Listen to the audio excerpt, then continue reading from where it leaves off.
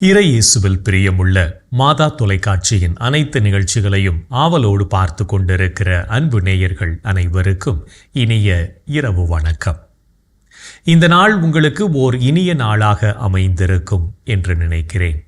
இன்றும் ஓர் அருமையான சிந்தனையைத்தான் நான் உங்களோடு பகிர்ந்து கொள்ள ஆசைப்படுகிறேன். கடவுளால் படைக்கப்பட்ட நாம் ஒவ்வொருவரும் நமக்கான பாதையை தேர்ந்தெடுத்து அதில் வளர்ச்சி காண வேண்டும் என்று நினைக்கிறோம். முதலில் நமக்கான பாதை எது என்ற தெளிவு நமக்கு வேண்டும். நம் ஒவ்வொருவருக்கும் பலவிதமான தனிப்பட்ட திறமைகள் இருந்தாலும் அதில் நம்பிக்கை வைக்காமல், அதனை வளர்த்து கொள்ளாமல் எப்போதும் மற்றவர்களை சார்ந்து நமது வாழ்க்கையை நடத்தி கொண்டிருக்கிறோம் என்றுதான் சொல்ல வேண்டும். நமது குறிக்கோளை நோக்கி ஒரு பாதையில் பயணிக்கிறோம் என்று வைத்துக் கொள்வோம். அந்த பாதையில் தடங்கள் வந்துவிட்டது என்று தயங்கி நிற்பதில்லை. நமது குறிக்கோளுக்கான அடுத்த பாதையை தேர்வு செய்வதில் அடியெடுத்து வைக்கிறோம். அப்படி அடியெடுத்து வைக்கவில்லை என்றால் சாதனையாளர்களின் பட்டியலில் நமது பெயர் இடம்பெற வாய்ப்பில்லை. நமக்கான பாதைகள் பல இருக்கின்றன.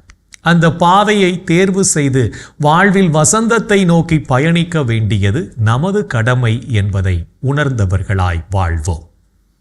நம் ஒவ்வொருவருக்கும் உள்ள இலக்கு என்பது ஒரு கனவு மட்டுமல்ல. மாறாக நாம் இருக்கும் இந்த இடத்திற்கும் நாம் இருக்க விரும்பும் அந்த உச்சிக்கும் இடையே உள்ள தூரம். அது நமது வாழ்க்கைக்கு அர்த்தம் கொடுக்கிறது. ஒரு ரயில் புறப்படுவதற்கு முன்பாக ரயில் ஓட்டுநருக்கு இலக்கு தெரியும்.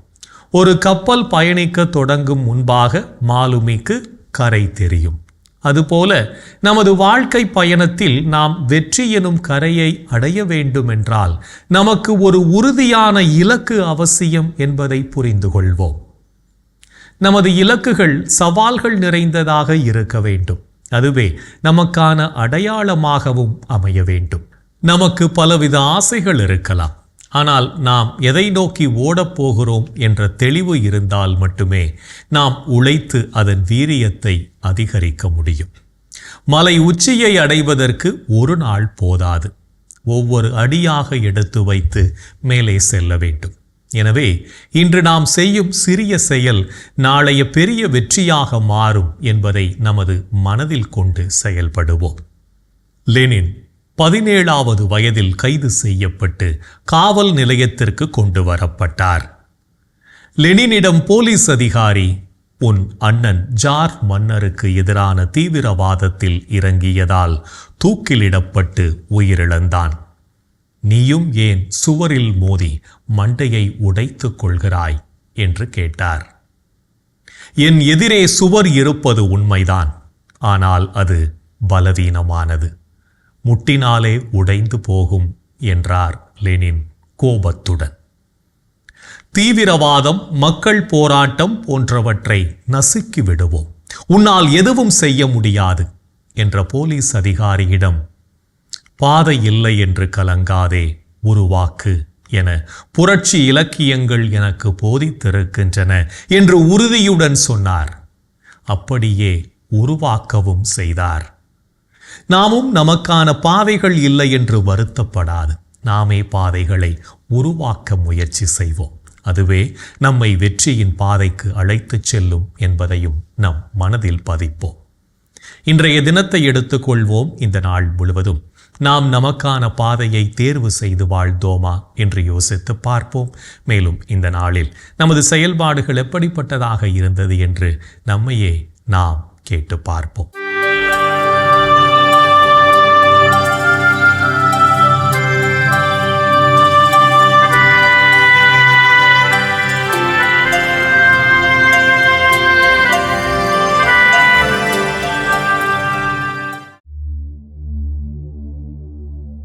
இன்று நீங்கள் கடவுள் செய்த அரும் செயல்களுக்கு நன்றி கூறினீர்களா? ஆண்டவருக்கு நன்றி செலுத்துங்கள். அவர் தம் பெயரை சொல்லி வழிபடுங்கள். அவர் தம் செயல்களை மக்களினங்கள் அறிய செய்யுங்கள். கடவுளது இரக்கத்தை இன்றைய தினம் நீங்கள் உணர்ந்து கொண்டீர்களா? மனிதர் விரும்புவதாலோ உழைப்பதாலோ எதுவும் ஆவதில்லை.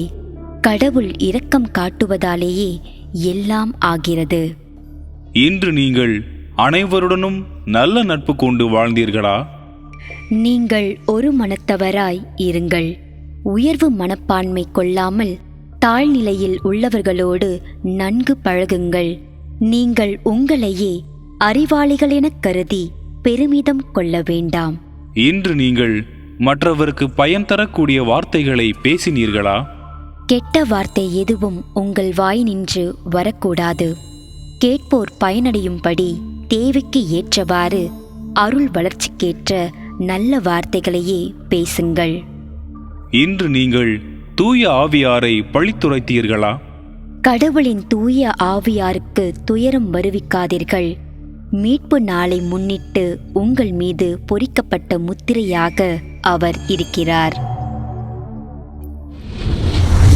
இன்று நாம் இறைவனுக்கு ஏற்புடைய செயல்களை செய்திருந்தாலும் சமயங்களில் இறைவனுக்கு எதிராகவும் செயல்பட்டு பாவத்தில் விழுந்திருப்போம். அத்தகைய தருணங்களுக்காக மனம் வருந்தி மன்னிப்பு கேட்டு மனத்துயர் மன்றாட்டை ஜெபிப்போம்.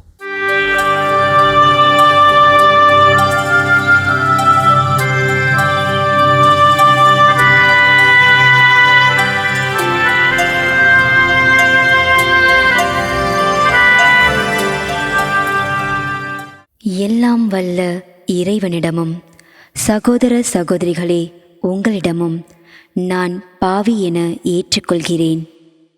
ஏனெனில் என் சிந்தனையாலும் சொல்லாலும் செயலாலும் கடமையில் தவறியதாலும் பாவங்கள் பல செய்தேன். என் பாவமே, என் பாவமே, என் பெரும் பாவமே. ஆகையால் எப்போதும் கன்னியான புனித மரியாவையும் வானதூதர் புனிதர் அனைவரையும் சகோதர சகோதரிகளே உங்களையும் நம் இறைவனாகிய ஆண்டவரிடம் எனக்காக வேண்டிக்கொள்ள மன்றாடுகிறேன். ஆமேன். மனத்துயர் மன்றாட்டை ஜெபித்ததன் வழியாக இறைவனிடமிருந்து மன்னிப்பை பெற்றிருப்போம் என்ற நம்பிக்கையோடு இறை வேண்டலில் இணைவோம்.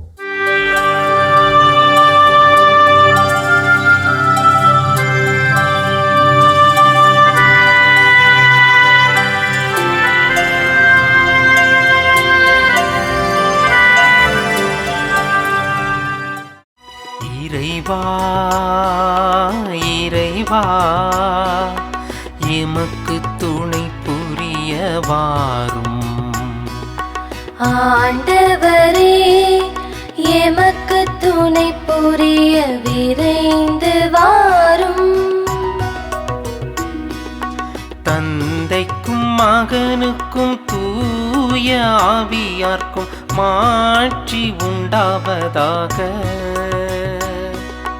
தொடக்கத்தில் இருந்தது போல் இப்பொழுதும் எப்பொழுதும் என்றென்றும் இருப்பதாக. ஆமென்.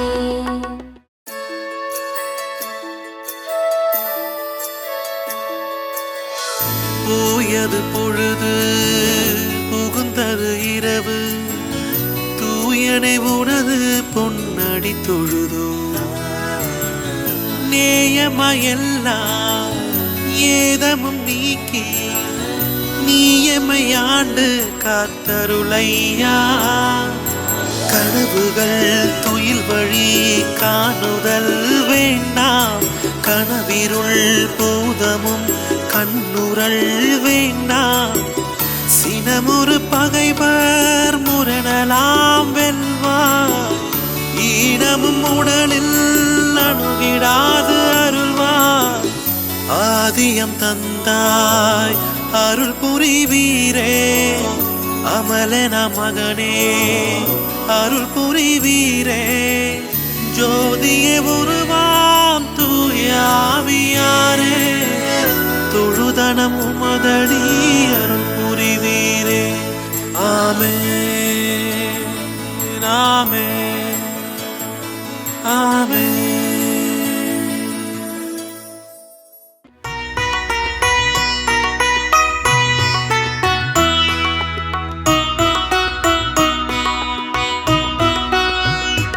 என் தலைவராகிய கடவுளே, நீர் விரைவில் சினமுறாதவர்,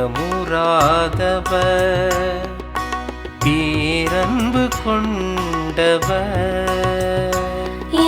தலைவராகிய கடவுளே, நீர் விரைவில் சினமுறாதவர், பேரன்பு கொண்டவர்.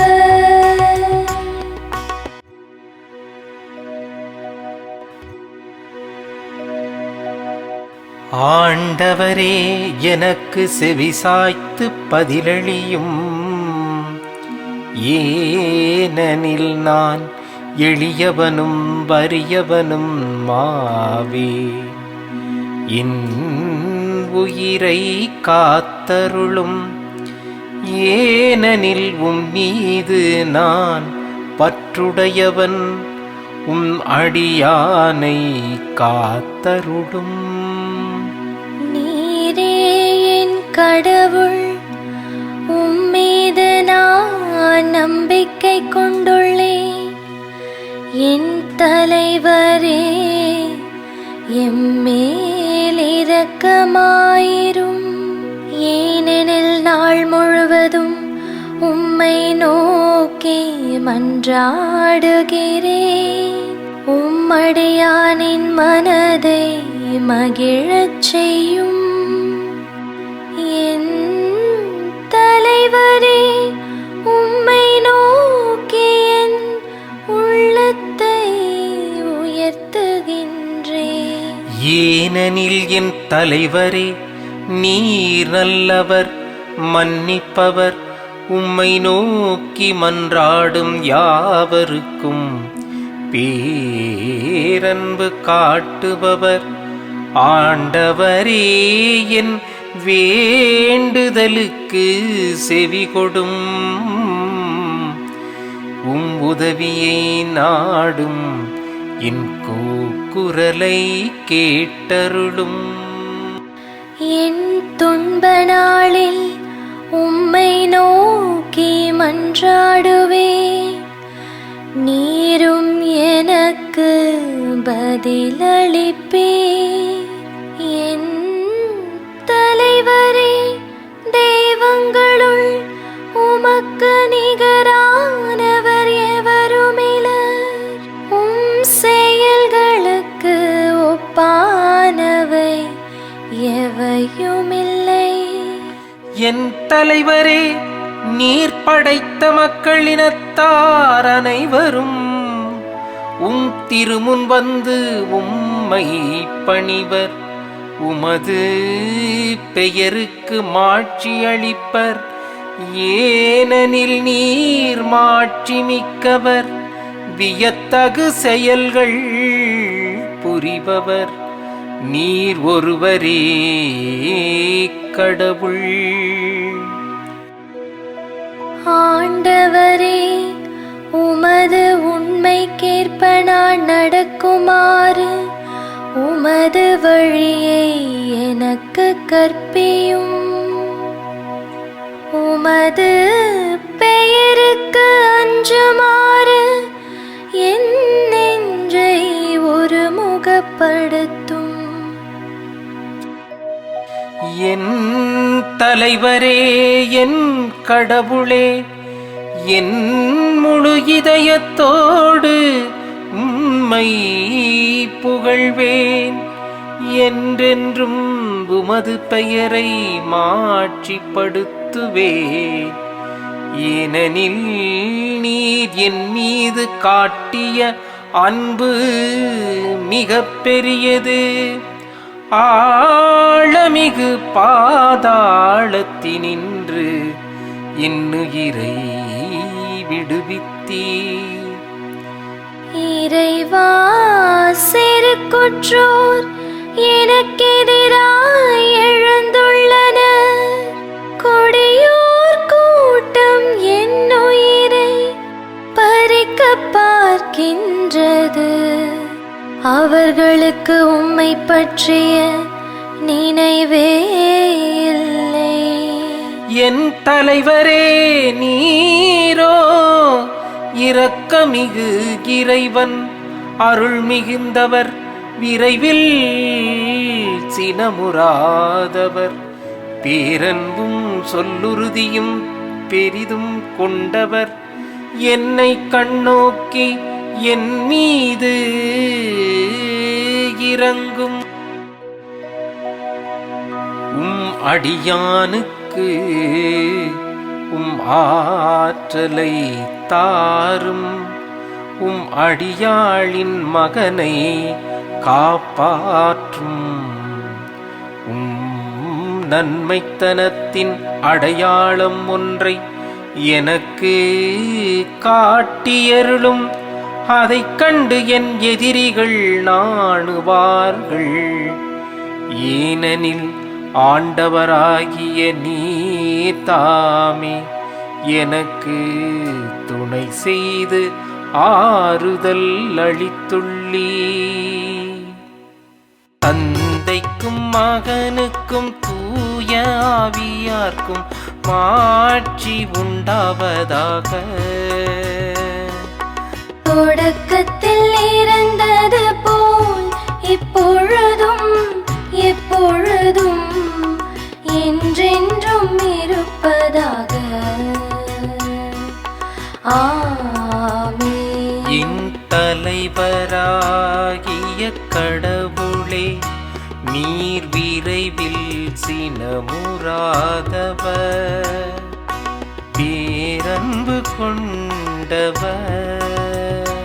என் தலைவராகிய கடவுளே, நீர் விரைவில் சினமுறாதவர், பேரன்பு கொண்டவர்.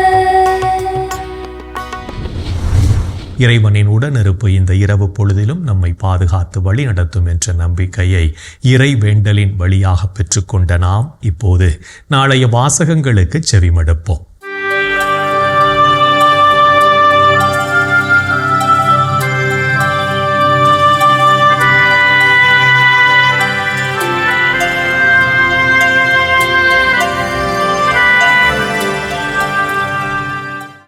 நாளைய திருப்பலி வாசகங்கள். முதல் வாசகம் சாலமோனின் ஞான நூலிலிருந்து வாசகம். அதிகாரம் 2, இறை வார்த்தைகள் 23 அதிகாரம் 3, இறை வார்த்தைகள் 9 முடிய. பதிலுரைப்பாடல் திருப்பாடல்கள். அதிகாரம் 34, இறை வார்த்தைகள் 1 முதல் 2 மற்றும் 15 முதல் 18 முடிய. லூக்கா எழுதிய தூய நற்செய்தியிலிருந்து வாசகம். அதிகாரம் 17, இறை வார்த்தைகள் 7 முதல் 10 முடிய. அக்காலத்தில் ஆண்டவர் உரைத்தது: உங்கள் பணியாளர் உழுதுவிட்டோ மந்தையை மேய்த்துவிட்டோ வயல்வெளியிலிருந்து வரும்போது அவரிடம், நீர் உடனே வந்து உணவருந்த அமரும் என்று உங்களில் எவராவது சொல்வாரா? மாறாக, எனக்கு உணவு ஏற்பாடு செய்யும், உம் இடையை வரிந்து கட்டி கொண்டு நான் உண்டு குடிக்கும் வரை எனக்கு பணிவிடை செய்யும். அதன் பிறகு நீர் உண்டு குடிக்கலாம் என்று சொல்வாரல்லவா? தாம் பணித்ததை செய்ததற்காக அவர் தம் பணியாளருக்கு நன்றி கூறுவாரோ? அதுபோலவே நீங்களும் உங்களுக்கு பணிக்கப்பட்ட யாவற்றையும் செய்தபின், நாங்கள் பயனற்ற பணியாளர்கள், எங்கள் கடமையைத்தான் செய்தோம் என சொல்லுங்கள். ஆண்டவரின் அருள்வாக்கு. கிறிஸ்துவே உமக்கு புகழ். ஆண்டவரே, உம் கையில் என் உயிரை ஒப்படைக்கின்றே. ஆண்டவரே, உம் கையில் என் உயிரை ஒப்படைக்கின்றே. உண்மையின் ஆண்டவராகிய கடவுளே, எம்மை மீட்டவர் நீரே. ஆண்டவரே, உம் கையில் என் உயிரை ஒப்படைக்கின்றே. தந்தைக்கும் மகனுக்கும் தூய ஆவியார்க்கும் மாட்சி உண்டாவதாக. ஆண்டவரே உம் கையில் என் உயிரை ஒப்படைக்கின்றேன். நாம் ஒவ்வொருவரும் நமது கடமைகளை உண்மையான மனதோடு செய்து வாழவும் இறையாட்சியின் விழுமியங்களை வாழ்வாக்கவும் அழைப்பு விடுக்கும் இயேசுவின் குரலுக்கு செவிமடுத்து வாழ்வோம் என்ற சிந்தனையோடு சிமியோன் பாடலில் இணைவோம்.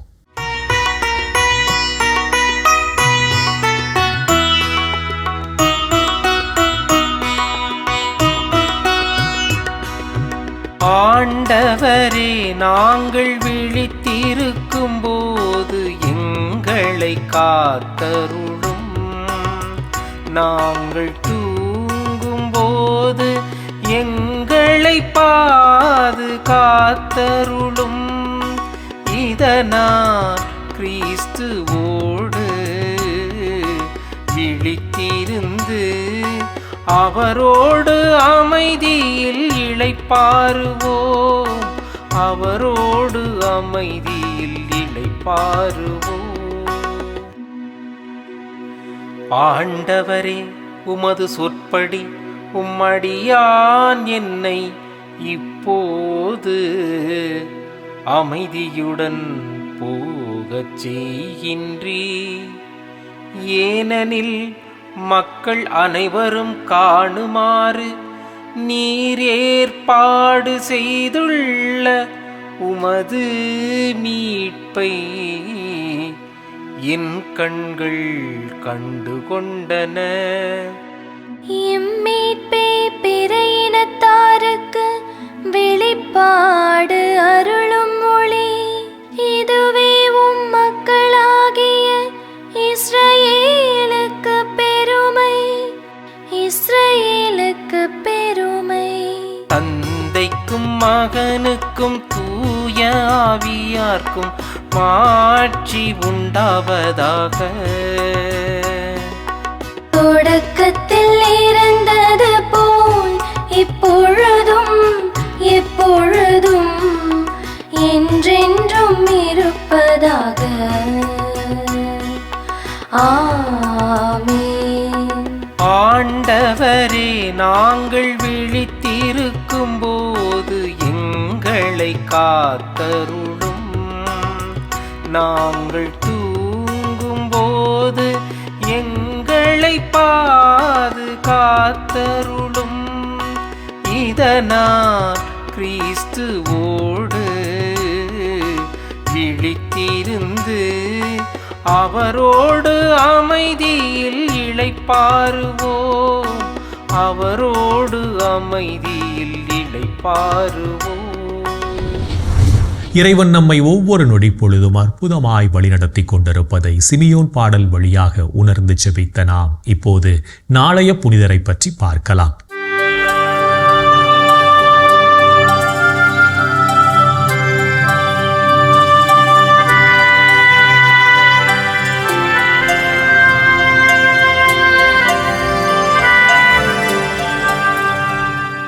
நவம்பர் 11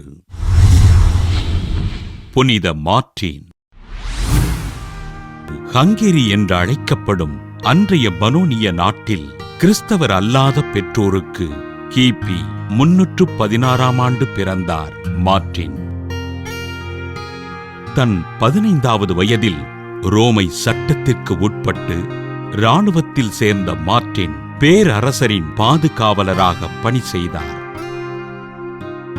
கிறிஸ்தவ மறையின் மீதும் ஆண்டவர் இயேசுவின் மீதும் நம்பிக்கையோடு இருந்த மார்ட்டின் கிறிஸ்தவத்தினை ஏற்றுக்கொண்டு தன் 18வது வயதில் திருமுழுக்கு பெற்றார். இறைபக்தியிலும் இரக்கத்திலும் சிறந்து விளங்கிய மார்ட்டின் தன் குதிரை பயணத்தின் போது கடுங்குளிரில் சிக்குண்ட ஒருவரை கண்டுகொள்ள தன் மேலாடையின் பாதியினை அழித்து அவரை குளிரிலிருந்து பாதுகாத்தார். துறவியாக விருப்பம் கொண்டு இராணுவத்திலிருந்து வெளியேறிய மார்ட்டின் இறையியலில் சிறந்திருந்த ஆயர் ஹிலாரியின் சீடராக சேர்ந்து துறவியானார். மார்ட்டினின் விசுவாசமிக்க வாழ்வினைக் கண்ட பலர் இவரின் சீடராக சேர்ந்து இறைப்பணிகளைச் செய்ய புதிய துறவு மடத்தினை தொடங்கி ஆண்டவரின் பணிகளைச் செய்தார். மக்களிடமிருந்த மூடப்பழக்கம் மற்றும் சிலை வழிபாடுகளை கண்டித்து மக்களை கிறிஸ்தவ நெறியில் வழிநடத்திய மார்ட்டின் கிபி 372ஆம் ஆண்டு தூர்ஸ் நகர ஆயராக திருநிலைப்படுத்தப்பட்டார்.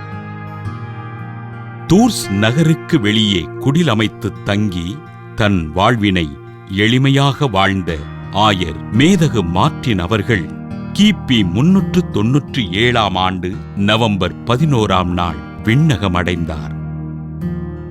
போர் வீரராக தன் வாழ்வினை தொடங்கி ஆயராக உயர்த்தப்பட்டு மக்களிடம் கிறிஸ்துவ விழுமியங்களை விதைத்த ஆயர் மார்ட்டினை திரு அவை புனிதராக உயர்த்தியது. புனித மார்ட்டின் திருவிழாவினை கொண்டாடுகின்ற நாம் நம் நாட்டின் இராணுவ வீரர்களுக்காகவும் அவர்களின் குடும்பங்களுக்காகவும் ஆண்டவரிடம் ஜெபிப்போம்.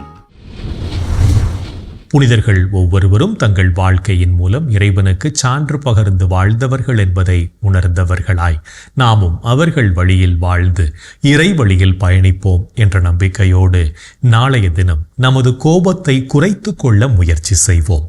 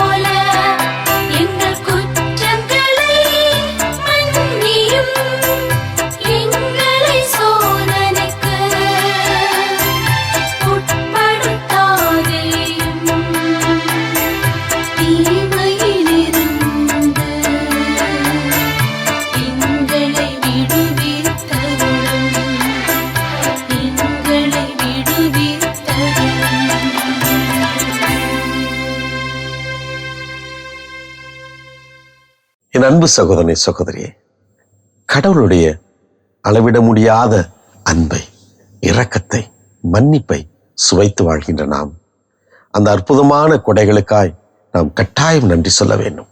இன்றைய தினத்திலே நாம் அவருக்கு நன்றி சொல்வோமா? தூங்குவதற்கு முன்னால் இப்படிப்பட்ட மாபெரும் கொடைகளுக்காய் நாம் சிறப்பாக நன்றி சொல்வோம். இன்றைய தினத்திலே இந்த மாதா தொலைக்காட்சி என்ற ஜெபிக்கும் குடும்பத்திலே பிறருக்காக பரிந்துரைத்து ஜெபிக்கின்ற ஜெப வீரர்களுக்காக நாம் மன்றாடுவோம். எங்கள் அன்பை உருவான இயேசு ஆண்டவரே, ஜெபங்களிலெல்லாம் சக்தி வாய்ந்த ஜெபம் பிறருக்காக செய்கின்ற ஜெபம், பரிந்துரைக்கின்ற ஜெபம். இந்த ஜெப முறையை எங்களுக்கு நீர்தான் கற்றுக் கொடுத்தீர். எங்களது தாய் அன்னை மரியாள் எங்களுக்கு கற்றுக் கொடுத்திருக்கிறார்கள். இதோ இந்த மாதா தொலைக்காட்சியின் வழியாக அநேக மக்களுக்காக, அநேக மக்களுடைய தேவைகளுக்காக, குடும்ப தேவைகளுக்காக, பலவிதமான கண்ணீரோடு வாழ்ந்து கொண்டிருக்கின்ற மக்களுக்காக, ஒவ்வொரு நாளும் ஜெபித்துக் கொண்டிருக்கின்ற ஜெப வீரர்களுக்காக, மாதா தொலைக்காட்சியின் ஜெபிக்கும் குடும்பத்திற்காக ஜெபிக்கிறோம். ஆண்டவரே, இவர்களை எல்லாம் நீர் ஆசீர்வதியும். இந்த குடும்பங்களிலே எல்லா தேவைகளையும் நீர் பூர்த்தி செய்யும். அவர்கள் ஒவ்வொரு நாளும் இன்னும் அதிகமாய் சாட்சிய வாழ்க்கையின் வழியாக, ஜெப வாழ்க்கையின் வழியாக சான்று பகரக்கூடிய சக்தியை நீர் அவர்களுக்கு நிறைவாக கொடுத்துள்ளும். ஆண்டவரே, எங்கள் அன்பு தாயே, இதோ உமது பிள்ளைகள் இவர்களுக்காக பரிந்து பேசுங்கள் அம்மா. இந்த ஜெபங்களை எல்லாம் எங்கள் ஆண்டவராகிய இயேசுவே உமது வல்லமையான திருநாமத்தின் வழியாக கெஞ்சி கொண்டாடுகிறோம். ஆமென். என்று வாழும் உயிருள்ள இறைவன் தந்தை, மகன், தூய ஆவியார் நாம் அனைவரையும் நிறைவாக ஆசீர்வதிப்பாராக. ஆமென். இந்த ஜெபத்தின் வழியாக இறை அருளும் ஆசியும் நம் மீது நிறைவாக பொழியப்பட்டிருப்பதை உணர்ந்திருப்போம். இறை ஆற்றலும் வல்லமையும் என்றும் நம்மில் தங்கும். அன்னை மரியாவும் நமக்காக இறைவனிடம் பரிந்து பேசி நம்மை கரம் பிடித்து வழிநடத்துவார் என்ற நம்பிக்கையோடு அவரின் துணை வேண்டி இந்த நிகழ்வை நிறைவு செய்யலாம். Good night.